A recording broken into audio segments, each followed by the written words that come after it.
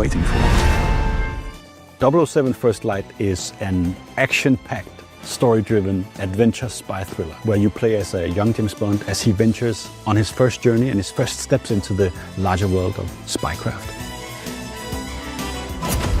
Bond hasn't been in games for around 13 years or so. Because we're doing a younger Bond, it's a wonderful opportunity for us to really explore how the relationships he has in his younger years, how they affect him as a character.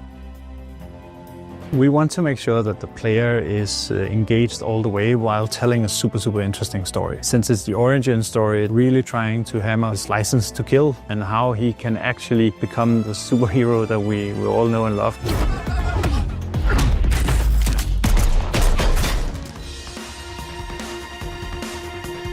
We are a game-first company. We have a world system team to build tools so we can make better immersive worlds. Glacier Engine is truly a creative platform. Because of the visual graph that we have, the node-based editor, that gives the full freedom to our designers to have the overview, so they can decide where to use what. So you can actually change an asset, could be a texture, could be a geometry, and then you will be able to see it in the game instantly without any packing, loading, building times. The primary tech that we are developing together with NVIDIA is all the DLSS features, especially of DLSS 4. Everything from multi-frame generation to super resolution is incredibly useful and something that we have integrated very closely into the game. We've made a new volumetric smoke system that really tries to push the limits of how we can represent smoke and fog and explosions in the game. And this is something that's not been done anywhere before. Having software and hardware working together and getting the best out of it while using these techniques really helps us to push the limits, to give us a freedom that our designers can really go beyond the limitations of the hardware.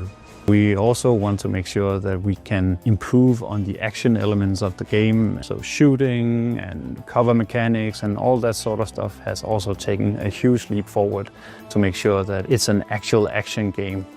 We've developed a completely new animation system for James Bond, and we've also developed a new AI system that tries to take a Hitman approach, but in a new quality direction, and making sure that the interactions that players get with NPCs are actually believable and as top-notch as we can do.